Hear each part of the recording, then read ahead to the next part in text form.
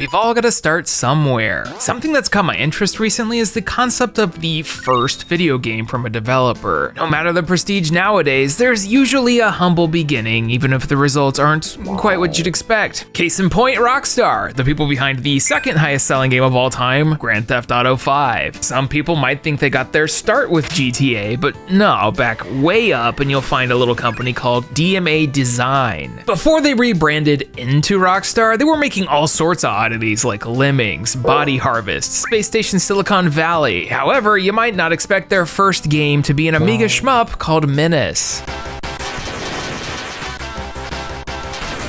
Looking at it, it's kind of funny to think that the company responsible for this got their start with an 80s PC game aping on Gradius. That's just how it is. The start of something way bigger. And this fascinates me, so that's what we're getting into today. The first game by big, popular, and famous developers. Be they fresh startups, supergroups tossed together by star talent, incredible killer debuts, or just some random things tossed together at a game jam. This is the topic of the day. If you've ever been curious as to where the developers of God of War started, you've come to the right place. Boy. So yo, it's Austin, and today we're gonna be taking a look at my latest brain blast, debut games by famous developers. Big or small, there's a lot of groups out there and a ton of first attempts to wade through, so we're gonna be here for a minute. Which also means, obviously, yeah, we're not gonna get to everything. Especially when you take a look at someone's debut and there's like, not much to talk about. You'll see what I mean. What's your favorite debut? Mine might be Dark Cloud. I think about it a lot.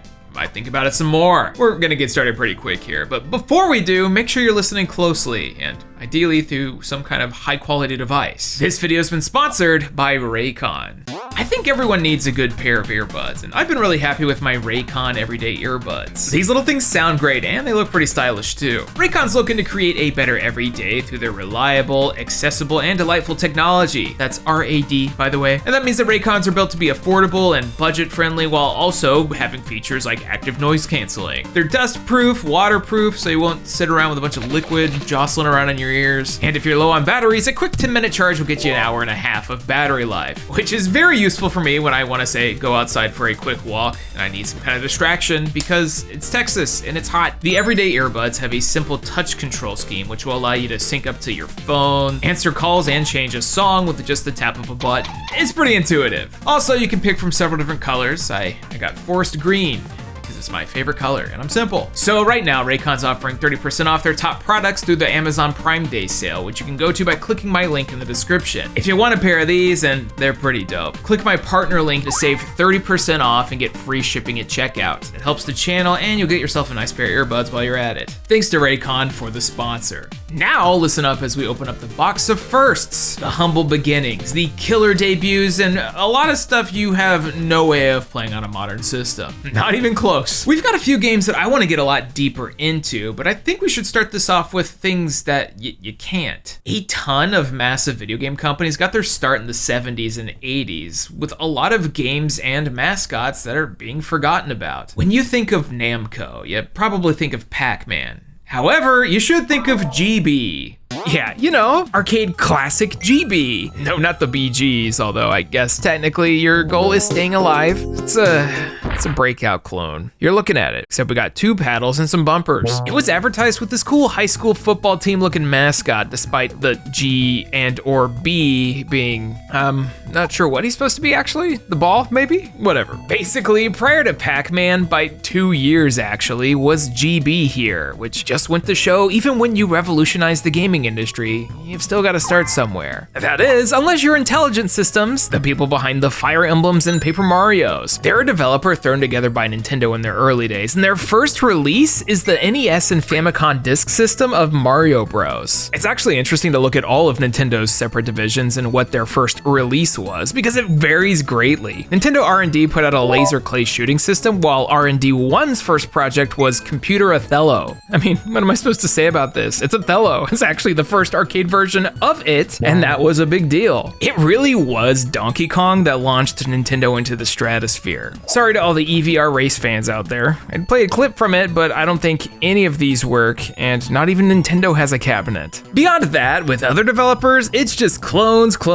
y'all. SNK, Ozma Wars, a literal conversion kit for Space Invaders. Capcom, Vulgus, a terrible name, also a shmup. Konami, Blockyard, another breakout clone. There's just a whole lot of these. You were gonna go to an arcade and play some variation of 3 or 4 different games you already knew about, and you were gonna like it, which makes games like Pac-Man and Donkey Kong just that much more impressive. So for the sake of keeping things interesting, let's shoot forward to the mid-80s. A lot of developers started from that time and are still around today, like Naughty Dog. Their first commercially released video game was a thing called Ski Crazed, an Apple II exclusive with a cover that screams 1987. Let's check it out. Okay, maybe we gotta do a little digging here. Okay, yeah, this'll work. The first Koei game, not Tecmo, was an NEC PC 8801 title called Nightlife.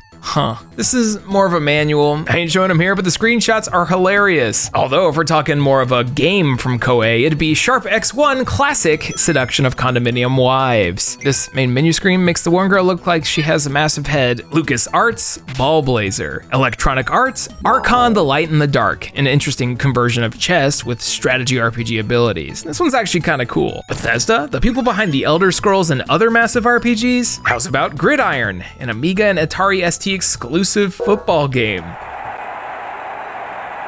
We've sure come a long way, and that's great. Which is why we're gonna be pulling out some heavy hitters and games that have a bit more substance. I think a lot of these early titles are fascinating to look at, but without the historical context of like walking into an arcade and seeing your 3rd or 4th video game ever, something like Blockyard or Vulgus is a little less impressive. So let's jump ahead a bit further. The 80s and 90s saw video games start to take on more of a personality. The single concepts of smashing blocks and grabbing bits would evolve into multi-screen worlds. The 2D games would transition to 3D, and a bunch of big studios with a lot of money were going to enter the space. When the idea of the AAA video game was introduced, those debuts got a whole lot bigger. For instance, Sony with PlayStation. I bet you don't even know the first SIE video game. Crime Crackers.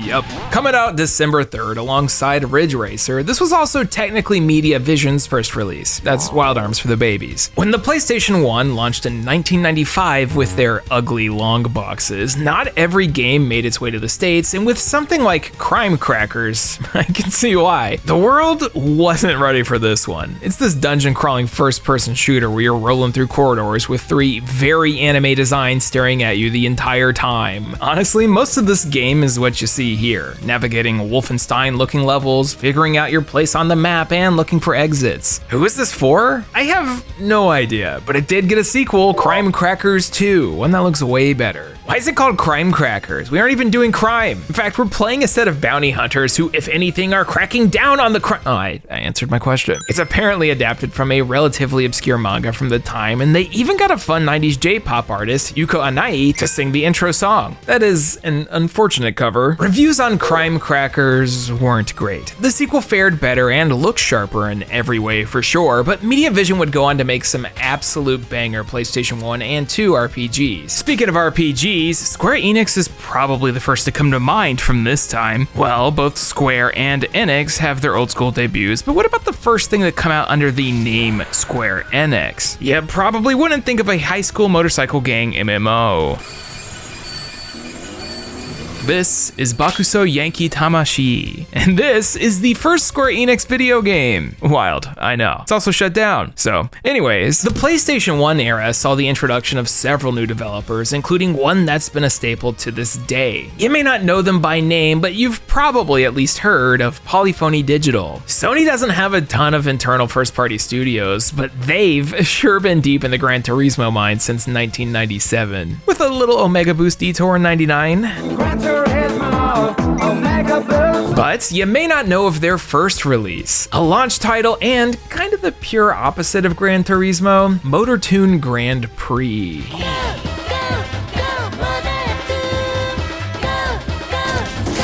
I kind kinda love the theme in the game too, although I got bamboozled because this is actually MotorToon Grand Prix 2. I guess it makes sense considering I boot the game up and was greeted with the level Toon Island 2. Like, what happened to 1? The original was Japanese exclusive, and the sequel, Grand Prix 2, was released as simply MotorToon Grand Prix. And if that wasn't confusing enough, it was then reverse imported back to Japan as MotorToon Grand Prix USA Edition, because Final Fantasy USA wasn't insulting enough. Both of these are solid kart racers with a ridiculous over-the-top visual style. They brought in famous artist Suzumu Matsushita, who was responsible for the striking character designs of Adventure Island, Monkey Magic, and Maximo to do his thing, and do it he did. It looks good, especially when they translate it over to the CG cutscenes.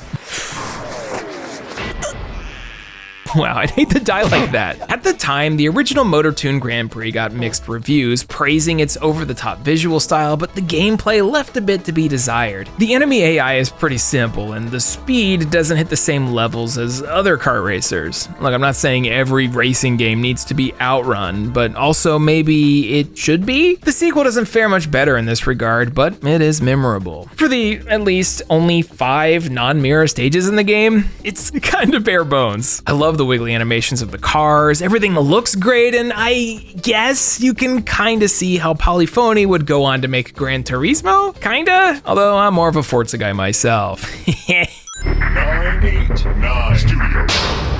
Oh hey, remember them? I sure do. But prior to that, they were Sony Interactive Studios America, CISA, and they had a few divisions making different games all under the same banner, one of which was a studio called Singletrack, who really did work for PlayStation. Well, around the PS1 launch window in America, they'd put out 2 games for their debut release, one of which you probably recognize, Twisted Metal, a car combat that changed the world for, like, 4 years, but also the now relatively obscure Warhawk. Nothing like a little search and destroy, right, Hatch? Walker, you misread your briefing. I like her little spin away. Yo, where you going? Warhawk is one of them ugly long box PS1 titles that screams, I am a video game made in 1995. When the PlayStation 1 came out and developers were going full in on 3D, I feel like first person vehicle and flight combat games were a dime a dozen. You had Warhawk, Magic Carpet, Ace Combat, the works. Heck, even BioWare's first video game, Shattered Steel, was a first person mecha taking inspiration from MechWarrior 2. Just not that good. However, Warhawk said, let's do dogfighting combat in the future with FMVs, and what we got is a game that's really hard, actually. Like, you die so fast. 3 deaths and it's game over too. You guys okay? Think so. What happened? What's with these camera shots? Is this a super Dutch angle? The game is pretty decent though. You fly a VTOL type of vehicle around, the Warhawk, with your best friend as you shoot endless, and I truly mean endless, swarms of dudes. I thought they were aliens, but no, it's just some guy named Creo with a silly outfit on. He's just also got the power to transfuse his blood into a giant skeleton mech. Yeah, okay. Oh my god, what are we looking at? Everything was and is still pretty good, although you can hammer through this thing in less than an hour, so it's super short. Which I guess makes sense considering it was launch window and developed in 9 months. Imagine making a video game in 2024 in 9 months. Couldn't be me or the entire industry. Singletrack had an excellent track record while they were around. Well, mostly. I don't know why they got brought on to do Animorphs Shattered Reality, which unfortunately led to them being closed down in the year 2000. Which is wild considering in 5 years they did all of this. I'm just gonna blame Infogrames for buying them up, whose first game was Alone in the Dark 1992, actually. It's pretty cool. It certainly beats Blizzard, or as they were known, Silicon and Synapse, whose first game was a random racing title called RPM Racing. I mean, yeah, it's fine. This genre of isometric angled racing games was pretty common back in the 16-bit era. These titles made your Mario Karts all the more impressive, although when it comes to pre-Blizzard racing games, I'm more of a rock and roll racing fan. What? It's got Bit Crushed bad to the bone. Let the carnage begin! There's actually a weird trend where a game developer's first release was a bizarre racing game. We got Blizzard with RPM, Polyphony Digital with MotorToon, there's Remedy with Death Rally, and heck, even Crystal Dynamics with Crash and Burn. However, none of those quite hit the spot for me. Anyone out there got a weakness genre? Like a specific type of release? It could be the aesthetic, the genre of game, or even the franchise. But no matter the quality, you're weak to it. You're gonna play it. Well, for me, it's futuristic futuristic racers, which brings me to our next game, one developed by the creators of God of War, Kinetica.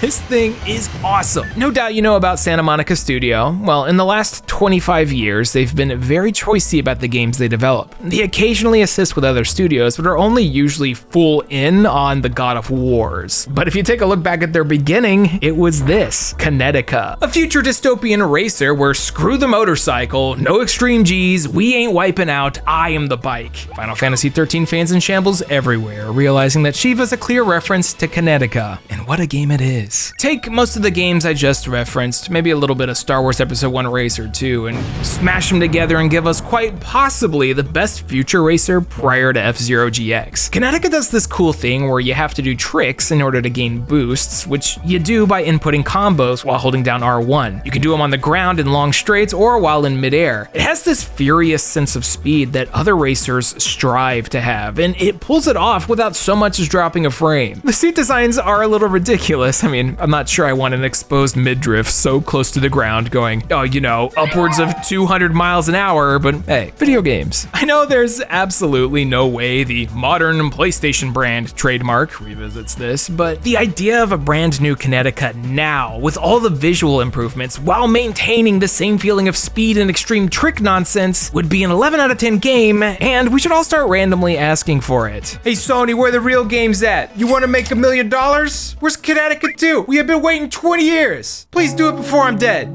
Speaking of dead, next we're going to be talking about some games by developers who are long gone. Be they shuttered due to sales, folded into the Call of Duty mines, or given the old-fashioned EA, there are an incredible amount of developers who are in the past. Some of which with incredible debuts. For example, Clover with Beautiful Joe. Head to the go-go, baby! Oh, how I miss Clover. Platinum just isn't the same. Back in the day, Capcom put together a few different divisions for game development. Most of them were and still are signified by numbers, like Division 1 doing Resident Evils, Division 2's got Monster Hunter. Then you had Clover, a short-lived power group that only lasted 3 short years who gave us nothing but bangers. Okami is an absolute classic. God Hand's one of my favorites of all time, no jokes today, and the Beautiful Joe franchise was something truly unique. That original game is great. A part of the Capcom 5 that became 4, you play as Joe, a literal Joe Schmo, super movie and Sentai fan who gets, I guess, isekai'd into his favorite movies. You gotta save your girlfriend Sylvia, but also now you get blessed by Captain Blue with the V-Watch that allows you to transform. It's incredibly silly, very much a dumb video game,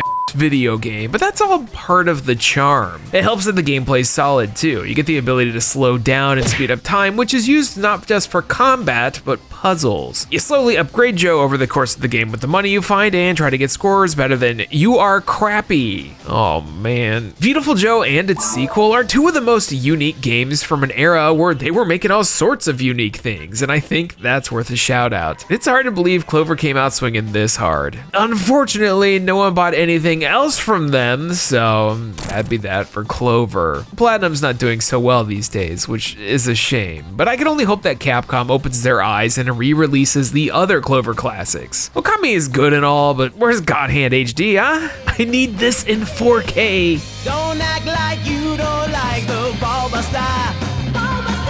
Tony Hawk's Pro Skater. Oh, sorry, that just kind of escapes me sometimes. If you know Tony Hawk, you probably know Neversoft. Neversoft was one of Activision's most clutch studios for a significant amount of time. They were in the Skateboarding Factory, the Guitar Hero sequel line after Harmonix, as well as assisting with the multiple Call of Duties. Never played Gun? You should, it's pretty cool. After Call of Duty Advanced Warfare, they got merged into Infinity Ward, ending a 20-year career, one that started with a licensed game. You ever heard of Skeleton Warriors?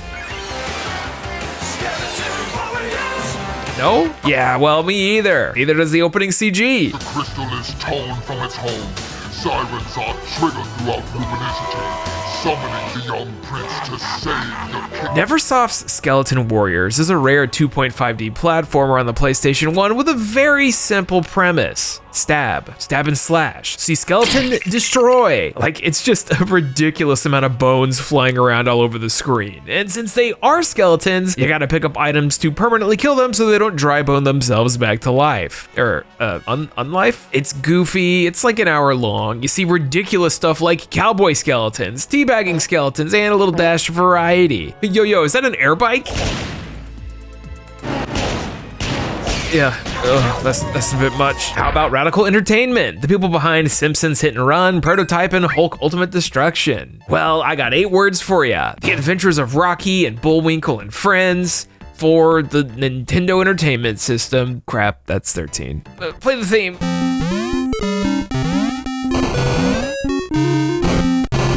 This sure is a game. Rocky and Bullwinkle and Friends is a 50s and 60s television show usually found at your grandparents' house on a random DVD that somehow managed to get a video game in the early 90s. It's also something with music grating enough to push someone into rage mode while giving us a punishment platformer that you can win mostly by holding the forward direction. Oh God, seriously, what's the background music here? Radical, what did you do? It says a lot that a physical copy of this is sub $20. Like 70% of NES games are at least 50.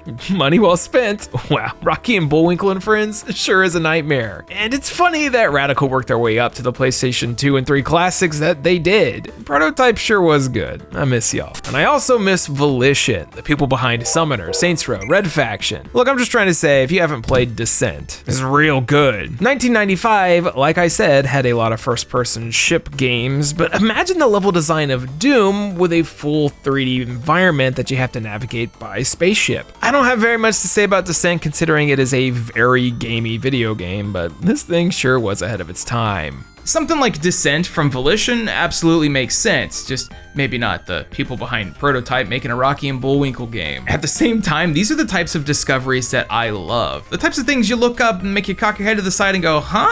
For instance, I bet you don't know Microsoft Games' first release. Like, the now Xbox Game Studios. Slap on those edutainment hats, let's take a ride on the Magic School Bus. Cruising on down Main Street, you're relaxed and feeling good. The fact that the original Xbox Game Studios' first year of releases includes 4 Magic School Bus games, Zoo Tycoon, Dead or Alive 3, and Halo is hilarious. They had a clear path with what they were gonna do leaning into gaming in the 2000s, but I guess Certified Baddie Miss Frizzle's Wacky Expeditions were a holdover. I did love these games when I was a kid though, mostly because it replaced Oregon Trail when the Apple IIs went away and it was my own escape from the public school system. But also in the realm of edutainment would be a little release called Mickey's Ultimate Challenge. Go do basic math or Simon Says with Mickey Mouse. This was developed by a studio known at the time as Designer Software, which according to my research kind of spun off into a group you might know today as Way Forward Technologies. You got a licensed game or reboot that needs a high quality release, you know who to call. Don't forget Shantae. Well, they got their start with a different game actually, Fun Pack. It's just like a collection of 5 games, not even really a game, more so just, hey, it's not Pac-Man. But that's not fun, so here's Mickey's Ultimate Challenge. That's not that much more exciting. Ultimate Challenge is just a series of mini games with a vague educational element. And by that, I mean simple puzzles to stimulate young minds before they brain rot out on TikTok. You ever play Memory? Well, that's just one of 6 mini games in this entire thing, so you better enjoy running out of content in half an hour, which is more than double the time I could stand to play the first game from Ninja Theory. You might know them for emotional thrillers like Hellblade or DMC. Fuck you. But I knew them as Just Add Monsters for Kung Fu Chaos, a Power Stone clone. Oh lord, how you go from this to Heavenly Sword is a mystery. I want vengeance. Ryugagotoku Studio. You might know them as the people behind the never-ending Yakuza or Like a Dragon franchise. I've played a few of these games. I love the original and 7. I need to get more into them for sure. Well, their first title after the initial rebrand was Binary Domain. I love Binary Domain, but we need to go further back. From Ryugagotoku Studio, past New Entertainment, and the Monkey Balls, Amusement Vision. We talking about late 90s Sega arcade classic, Spike Out. Spike Out is something I can only describe as the successor to Streets of Rage and the precursor to Yakuza. It's got that ridiculous over-the-top beat-em-up action you love to see from Sega while going hard in on the goofiness. I guess that makes sense too, considering it was spearheaded by Toshiro Nagaoshi, Mr. Yakuza himself. Heck, they know this game is great. It even got a port in the latest Like a Dragon release, Infinite Wealth. I love this thing, even with its walk cycles. Yo, who out there running like this? While we're out here bending the rules a bit, let's talk about Hideo Kojima, a well-documented dev with all sorts of ups and Konami-related downs, whose first release was the aforementioned Penguin Adventure. Humble beginnings for sure, then quickly into Metal Gear and Snatcher. A fast turnaround. So instead, let's talk about specifically Kojima Productions. This is a funky one because there's two different versions of KojiPro, with his studio being rebranded a few times since the 80s under Konami. Dude's been all over the place, has his name on a bunch of games, but the idea of Kojima Productions as its own division only became a thing in April of 2005. I'm sure we all remember this old logo, but the question is,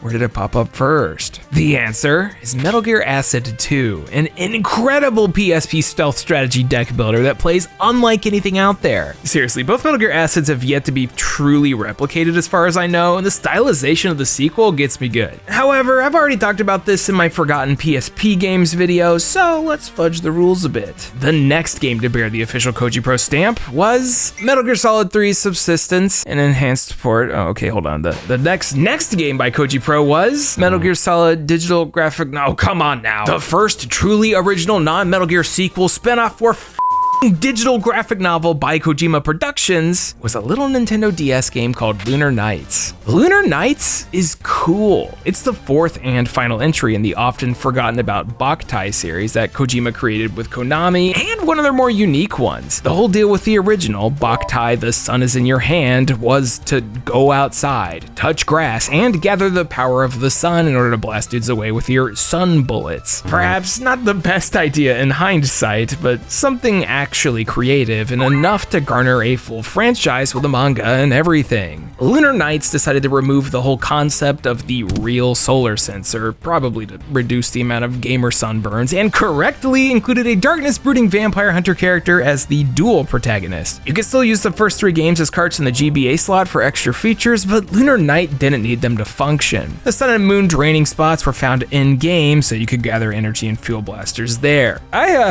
I really like Lunar Nights. In fact, it was the first game by Konami to feature Kojima Productions on the front of it, so I guess that they knew it would help them garner extra sales. Funny in hindsight, huh? It's not too terribly complicated, and sometimes the combat can be a little simplistic, but the RPG-like character progression and interactions are memorable. Just make sure to keep your sun meter charged in the only way we know how. Hold your hands up to the sky and yell, "Sunlight! Sunlight! Sunlight!" Lunar Nights is pretty good. Now, lastly, speaking of good games, it's time for our last section of the day. I know, we're wrapping up already. I'd be here all day. I don't think anyone wants to watch that anyway. It'd just be me going, oh look, another Breakout clone. Which brings me to this. Killer debuts. Video games made by studios, supergroups, or not, that knock it out of the park right away. It's a thing that's still happening to this day with indies. Supergiant Games with Bastion is fantastic, and Vampire Survivors will eat up all of my time any day. One of the best killer debuts of all time, in my opinion, would be Valve and Half-Life.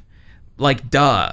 The story of Valve is a well-documented one of developers breaking away from Microsoft and forming their own thing. Just a thing that happened to turn into one of the most iconic first-person shooters of all time. Not only that, but the engine was used for famous mods like Counter-Strike, Day of Defeat, the first of which became one of the premier esports shooters out there. People know Half-Life, and for good reason. It's a good game that holds up. Half-Life might be seen as a scrimblow first-person shooter by non-gaming history freaks these days, nowadays, but back then, it was a massive leap forward for the genre. It incorporated a bunch of horror narrative elements into its design, kept the fast pace from slightly older boomer shooters, and helped to define Valve as this premier PC game studio that was pushing boundaries. This might sound like a whole lot of glazing, but it's true. Half-Life 2 comes out and does it all over again with more mods, the Source engine giving us Gary's Mod and endless SFM videos, and SFW or not, to enjoy. Half-Life has gotta be one of the most killer video game debuts of all time. Glaze off. But also, Retro Studios' Metroid Prime is pretty good. For some reason, Nintendo and Miyamoto don't seem to have much stock in some of their franchises, namely Metroid and Donkey Kong Country, so they tossed them over to the live musical capital of the world, who then proceeded to make one of the defining GameCube titles. One so popular, people were keeling over in their boots at a PNG for Metroid Prime 4's logo for years before its proper reveal in 2024. Disliking Metroid Prime is probably illegal. You know who also had a great debut? Archon. I thought it was Dark Messiah of Might and Magic because I was sitting around thinking about how I wanted to talk about that in a video. That game has one of, if not the greatest kicks in all of video games.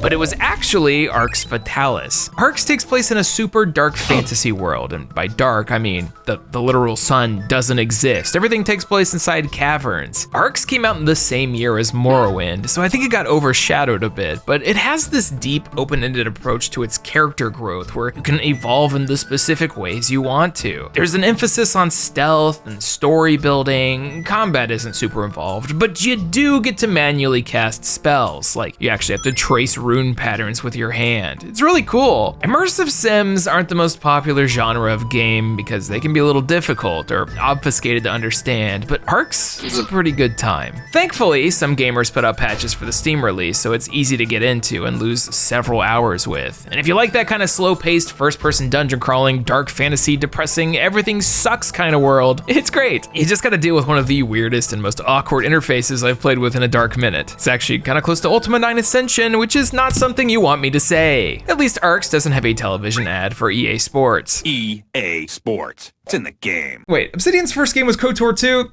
That's wild.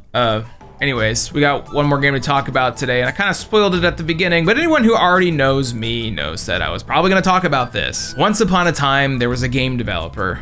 Well, they're still there. They're just not quite on that level anymore. If you didn't play Level 5's Dark Cloud when it came out, you were missing out. Woo!